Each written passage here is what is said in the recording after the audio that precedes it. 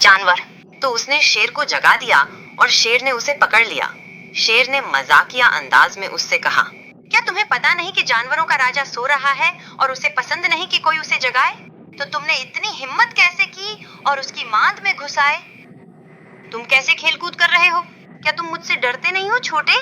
चूहे को समझ आ गया कि उसकी मौत निश्चित है, लेकिन उसने खुद को संभाला और कहा, मेरे मालिक राजा, मुझे आपकी ताकत और शक्ति का पूरा अंदाजा है और मैं तो बहुत ही छोटा सा चूहा हूँ, तो आपके जैसे महान राजा को मेरे जैसे छोटे चूहे को मारना शोभा नहीं देता। मैं आपसे विनती करता हूँ कि मुझे छोड़ दीजिए और जान लीजिए मेरे मालिक कि शायद आपको किसी दिन मेरी जरूरत पड़ जाए। शेर ने हंसते हुए और मजाक उड़ाते हुए कहा, मैं तुम्हें जरूरत पड़ूंगा? तुम इतनी हिम्मत कैसे कर सकते हो और ऐसा कह सकते हो? चूहा बहुत घबरा गया, लेकिन उसने कहा, मुझे छोड़ दो और तुम खुद देखोगे कि तुम्हें मेरी कमजोरी की जरूरत पड़ेगी। शेर ने उसे छोड़ते हुए कहा, मैं देखूंगा कि जंगली जानवरों का राजा तुम्हारे जैसे किसी की जरूरत कैसे महसूस कर सकता है। चूहा भागता हुआ लौट गया और बोला, धन्यवाद मेरे मालिक राजा। अगर तुम्हें कभी मेरी जरूरत पड़े तो बस 3 बार जोर से पुकारना, फिर रुकना और फिर से 3 बार पुकारना, और तब मैं समझ जाऊंगा कि तुम्हें मेरी जरूरत है और तुम मुझे अपनी सेवा में पाओगे इंशाल्लाह। कुछ ही दिनों बाद शेर एक कुशल शिकारी के जाल में फंस गया। वह पूरी ताकत से जाल से छूटने की कोशिश करते हुए दहाड़ने लगा, लेकिन कोई फायदा नहीं हुआ।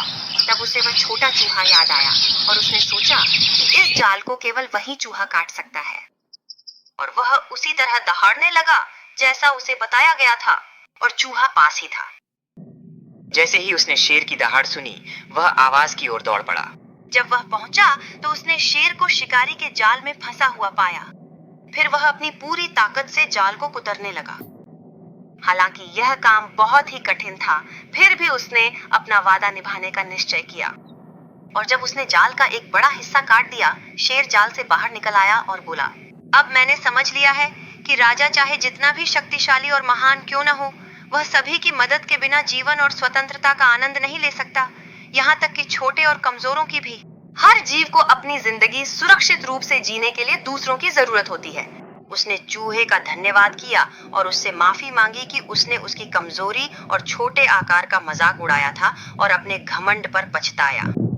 और उसने यह भी जाना कि अल्लाह ताला ने हर जीव को कोई न कोई विशेषता दी है जो उसे दूसरों से अलग बनाती है।